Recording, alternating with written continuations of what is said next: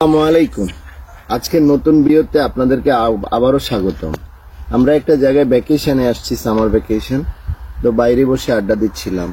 তো আমরা সাধারণত ইউরোপ অভিবাসন নিয়ে কথা বলে থাকি, জবের সুযোগ সুবিধা, আসা যাওয়ার সুযোগ সুবিধা। আজকে তার বাহিরে একটা বিষয় নিয়ে কথা বলবো, যেটা এটার সাথে রিলেটেড। আজকের এই ভিডিওটা খুবই গুরুত্বপূর্ণ। এটা আপনার সাইকোলজিক্যাল ডেভেলপমেন্টে অনেক কাজে লাগবে। ভিডিওটার সারমর্মটা এইরকম যে আমাদের যত মানুষ ইউরোপে আসছে তাদের প্রত্যেকের পরিবার একটা জিনিস সাফার করছে। আসার পরের দিন সে ভাবতো বা পরের মাসে ভাবতো বাড়িতে 1 লাখ 2 লাখ করে টাকা পাঠাই দিবে, কিন্তু খুব বেশি ভাগ্যবান না হলে বিদেশ থেকে প্রথম 2-3 মাস 6 মাসের কোনো টাকাও যায় নাই অনেকে। তাহলে বাংলাদেশ থেকে আসছি ইউরোপে, তো মিডল ইস্টে যাইলে পরের মাসে টাকা পাঠাই দিতে পারে, ইউরোপ আসলে পরের মাসে টাকা পাঠাইতে পারে না কেন, কি এমন সমস্যার শিকার হয়, এই বিষয় নিয়ে কথা বলবো। কেন হয় সমাধান দেওয়ার চেষ্টা করব। আমার দুই পাশে যারা বসে আছে এদের বিদেশ জীবন আমার থেকে অনেক বেশি। তো আমি আমার অভিজ্ঞতা বলবো। আমরা যে ওয়ার্কার আনি বা এখানে এই রিলেটেড কাজের সাথে জড়িত, প্রতি 10 জনের মধ্যে 9 জনের অভিজ্ঞতা সেম। প্রথম 15 দিন, 1 মাস, 3 মাস সে ভাবে যে সে ভুল করেছে, অথবা এটা তার জন্য নয়, অথবা সে এই প্রশ্নটা তো 100 পিপলই করবে আপনাকে, এটার নাম ইউরোপ। ইউরোপ এত কঠিন। আমি দুবাইতে শেখের সাথে গত শুক্রবারে নামাজ পড়ছি, মালয়েশিয়াতে মাহাতিরের সাথে আমার রেগুলার দেখা হতো। তখন আমরা যারা পুরান হয়ে গেছি ওরা চুপ করে এগুলো শুনি। কাতারে আমি কাতারকে দিন এবং রাত করতাম, কাতারে কার্নিসে আমি সুইচ দিলে লাইট জ্বলতো, এইসব কথাবার্তা বলে আর কি। কিন্তু ইউরোপের বিষয়টা এইটা নয়। ইউরোপের সাকসেসের জন্য আর সময় আসার জন্য আপনাকে অপেক্ষা করা লাগবে। এই অপেক্ষাটা আপনি পৃথিবীর সব জায়গায় সাকসেস পাইতে অপেক্ষা করছেন। মিডল ইস্টের বিষয়টা হলো আপনি গেলেন, পরের দিন কাজ করছেন নেপালি, পাকিস্তানি, বাংলাদেশি, ইন্ডিয়ানে কারো এক সাথে কাজ করতেছেন, অথবা একটা নর্মাল কাজকর্মে ঢুকে দিয়েছে, করতে করতে করতে করতে একদিন বড় হয়েছে। কিন্তু এখানে সব কাজই সাদা চামড়ার মানুষদের সাথে করা লাগে। তো এখানে আপনার খালি কাজের দক্ষতার বাহিরে আপনি শুধু কাজ জানেন। মানে যে লোকটা বিদেশে দুবাইতে কাজ করে সে কনস্ট্রাকশন ওয়ার্কার থাকে, তার বিষয় হলো আমি তো সেরা ওয়ার্কার ছিলাম আমার কোম্পানিতে, কিন্তু এখানে সেরা ওয়ার্কারটা এসেও প্রথম দিকে অসহায়ত্ব ফিল করছে কাজের গোড়াতে। এমন অনেকে এসে বলতেছে আমাকে প্রথম 15 দিন কোম্পানি মনে করছিল আমি অটিস্টিক তো বাংলা কি রে, প্রতিবন্ধী। মানে আমাকে কোম্পানি প্রতিবন্ধী মনে করছে, কারণ মুখে কোনো ভাষা নাই, পরিষ্কার নাই, শেভ করে কাজের গোড়ায় যায় না, দাঁত মাজে না, গায়ের গন্ধ, লোক দূরে দূরে থাকে তার কাছ থেকে। তো সে বলতেছে আমাকে প্রতিবন্ধী মনে করা হয়েছে। আমাদের কাছের একটা বাগিনা একটা রেস্টুরেন্টে কাজ করে, ও আমাকে পরশুদিন বলতেছে যে প্রথম মাস পুরোটা কোম্পানির লোক ভাবছে ও প্রতিবন্ধী। মানে ও যে yes thank you very much coming, good afternoon, good morning, how can I help you, and smiling দেওয়া, সকালে গিয়েই বলতে হবে good day, are you okay, কিচ্ছু জানতো না। বাংলাদেশ থেকে আসছে নার্ভাসনেসের কারণে, ইশারা ইঙ্গিতে, আবার মুখে ভাষাও নাই, ইশারা ইঙ্গিতে যেটুকু কাজ দেখা হইতো সেটুকু করতো, আর বাকিরা ধরে নিছে এরে দিয়ে হবে না। আর ও ভাবতেছে আমাকে তো প্রতিবন্ধী হিসেবে ট্রিট করা হয়। এখান থেকে সে পরিবর্তনের জন্য একটু উঠে দাঁড়াইলো যে তার পরিবর্তন হওয়া দরকার, এভাবে তো চলতে পারে না। এখন আস্তে আস্তে তার কনফিডেন্স গ্রো করছে। ওরাও কথা বলবে ওদের অভিজ্ঞতা, আর আমি আরেকটা অভিজ্ঞতা নিয়ে কথা বলে বের হয়ে যাচ্ছি। সেটা হচ্ছে ইউরোপ আসবার আগে আমাদের ইউরোপ, এই কালচার, এই ইকোনমি, এখানকার কর্মজীবন, কোনো কিছু সম্পর্কে 1% আমাদের ধারণা নেই।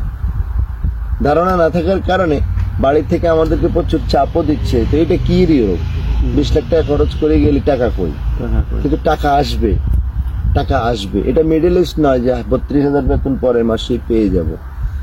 আর এই কথা খুবই দুঃখজনক যে মিডল ইস্ট মানে ইউরোপে যেই মানের লোকগুলো আসা দরকার ছিল আমাদের দেশ থেকে, সেই মানের লোকগুলো আসছে না। যে মানে যেমন ইন্ডিয়ান পিপলেরা বা অন্য দেশের স্মার্ট পিপলেরা বিদেশে আসে। আমাদের দুর্ভাগ্য হচ্ছে মোস্ট অফ দ্য কেসেস আমাদের যার কোনো কাজ নেই, জীবনে কিছু করতে যে পারে নাই, সেই ইউরোপ আসে। মিডল ইস্টে তো যাই, সে আসবার পরে এই উন্নত কালচার, উন্নত জীবন, রাস্তা পার হওয়া, কথা বলা, টয়লেট ইউজ করা, আমাদেরকে বাসা ভাড়া দেয় না একটু, ক্রোয়েশিয়াতে, ইতালি তো এখন আমাদেরকে বাসা ভাড়া দেয় না, ক্রোয়েশিয়া তো বাংলাদেশি নাম শোনার সাথে সাথে বাসা ভাড়া দেয় না, কারণ আমরা যে বাসায় থাকছি এই বাসাটা আর ব্যবহারযোগ্য নয়, এটা লাইফ শেষ। তো এগুলা তো আপনি মিডল ইস্টে কোনোদিন ভাবতে হয় না। এক রুমে 31 বছর কেটে দিচ্ছে একটা লোক, সে কোনোদিন ভাবেই নেই বাসার আবার কোয়ালিটি কি, রাইট রং। এখানে এসে তাকে কোম্পানি বাসা দিয়ে পরের সপ্তাহে তার বাসা চেক করতে যায়, যাই দেখে যে তার বাসা আর আগের জায়গায় নেই। হ্যাঁ, এটা তো আপনি এখানে আসার আগে আর কোনোদিন ভাবেননি। আপনি খালি নিয়তি আর দালালের দোষ ধরা নিয়ে ব্যস্ত আসবার পরে, যে ভাগ্যটাই খারাপ, মহাদেশটাই খারাপ, মালিক খারাপ, দালাল খারাপ। আপনি কখনো এসে বলেন নাই আমি যে কিচ্ছু জানি না। তো যাই হোক, আমার থেকেও সুন্দর সুন্দর অভিজ্ঞতা আছে এদের। ও 14 বছর কাতার করে আসছে, 1 বছর হয়েছে ক্রোয়েশিয়াতে। ও এখানে এসে কি এক্সপেরিয়েন্স মানে কি ফেস করছে সে সরাসরি বলো। জি, আসসালামু আলাইকুম। জোরে বলিস। আমি সালাউদ্দিন। আমি বিদেশ করছিলাম 14 বছর কাতারে। তো ওখানেও আমি প্রথমে অনেক কষ্ট করছি। প্রথম যাইয়ে যে মানে লাখপতি হয়ে গেছে এরকম কিছু না, অনেক কষ্ট করা হয়েছিল। ওইখানেও মানে 2 বছর আমার অনেক স্ট্রাগল করতে হয়েছিল। তো পরে আস্তে আস্তে গাড়ি টাড়ি আছে, যাক এগুলা হয়েছে। ওইখানে মানে সবার সাথে মানে কাজ করা হয়েছিল ওইখানে, নেপালি, ইন্ডিয়ান বা পাকিস্তান, বাঙালি সবার সাথে কাজ করা হয়েছে। কিন্তু ওইখানের কালচারটা একরকম, আর আমি ইউরোপ আসছি গত বছর। এখানে আসি দেখলাম যে মানে ওই কালচারের এই কালচারের কোনো মিল নেই। বেমিল কোথায়? বেমিলটা হচ্ছে কারণ আমি যে 14 বছর মানে কাতার করে আসছি, 14 বছর পরে আমি ইউরোপে ঢুকার পরে জানলাম যে আমি মনে হয় জীবনে কিছুই জানি না। জীবনের আমার কোনো অভিজ্ঞতাই নাই কিছু জানার। কারণ এখানের কালচার, এখানের যে ইয়েগুলা, এই যে একটু আগে ভাইয়ে বললো, সবগুলার মধ্যেও মানে এগুলা সবকিছুই মানে সেম। এবং এখানে আসতে হলে, এখানে আসার পরে আপনাকে অনেকটাই চেঞ্জ হতে হবে, আপনার মনোভাব চেঞ্জ করতে হবে, আপনার মানে পুরো ইয়েটা, আচার ব্যবহারটা, পুরো জিনিসটাই চেঞ্জ করতে হবে। আমি একটা কথা বলতে ভুলে গেছি, সেটা হলো আমরা ছোটবেলা থেকে জেনে আসছি কাজ জানলে জীবনে বড় হওয়া যায়, ভালো থাকা যায়। ইউরোপে আপনি এই কথা বলে ইউরোপের জিন্দেগি পার করে দিতে পারবেন না। কাজ জানলেই আপনি ভালো থাকবেন অথবা ভালো কিছু করবেন। আপনি খালি কাজ জানতেছেন, আচার নাই, ব্যবহার নাই, শেভ করেন না, দাঁত মাজেন না, মানুষের সাথে হাসি মুখে কথা বলেন না, বাসা বাড়ি পরিষ্কার করেন না, তারপরে কমিউনিকেশনের দক্ষতা নাই, মিডল ইস্টে এগুলো কিছু করা লাগে না, হোয়াটসঅ্যাপ চেক করেন না, জাস্ট কাজে গেছে, কাজ থেকে আসছে, দুবার আনছে, শুয়ে গেছে। এর বাইরে কিছুই এমন নাই। কেউ ব্রেন যারা ব্রেন খাটানোর দরকার তারা ব্রেন খাটায়, ওইটার চ্যাপ্টার আলাদা। কিন্তু অধিকাংশ লোক, বেশিরভাগ লোকেই মানে কাজ করে আসে বাসায়। কিন্তু আসলে এটার বাইরে যে অনেক কিছু থাকে, মানুষের সাথে কথা বলা, ব্যবহার করা, মানে কিভাবে চলতে হয়, কিভাবে কি করতে হয়।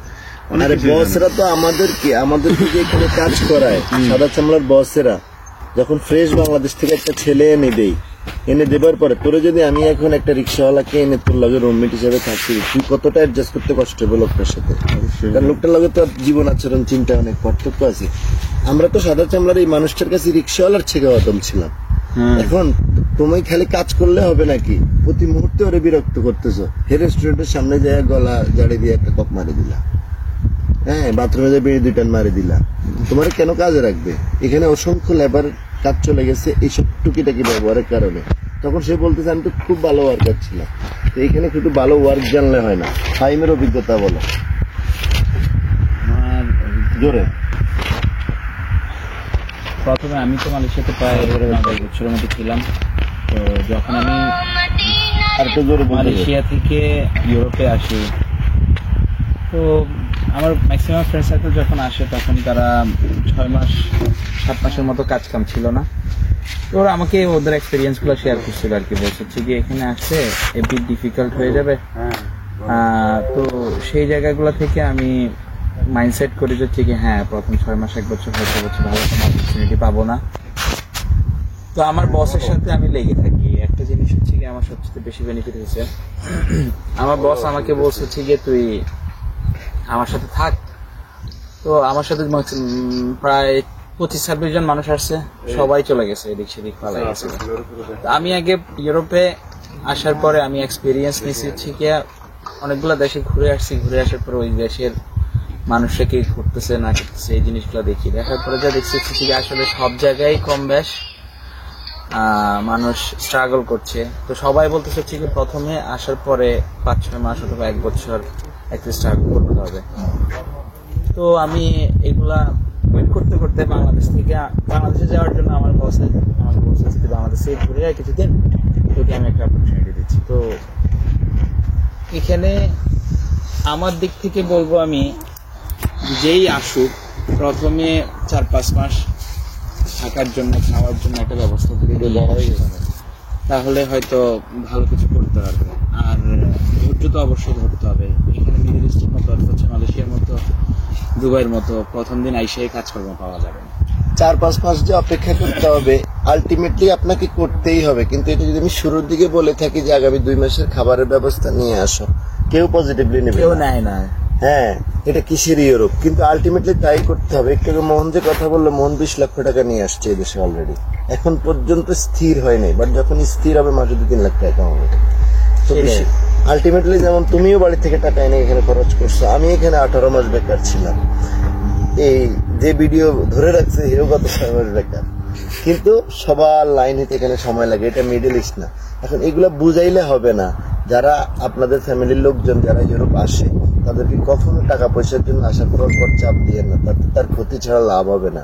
দেখেন না, ইতালিতে এক ছেলে সুইসাইড পর্যন্ত করছে, সে কাউকে বুঝাইতে পারে না। আপনি যত রাজাবাদশাহী হন, ইতালি ফ্রান্সে যদি কেউ আপনাকে হেল্প না করে, আপনি 2-4 মাসে কোনো কাজ ম্যানেজ করতে পারবেন না যদি শীতকালে আসি পড়েন। এখন বাড়ি থেকে তো শীতকাল গরমকাল জানে না, বাড়ি থেকে জানে যে যাবে আর টাকা বাড়াই যাবে, এই হলো বিষয়। যাই হোক, ভিডিওটা অনেক লম্বা, ধৈর্য সহকারে দেখার জন্য কৃতজ্ঞতা।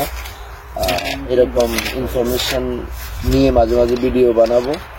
এই ভালো থাকবেন।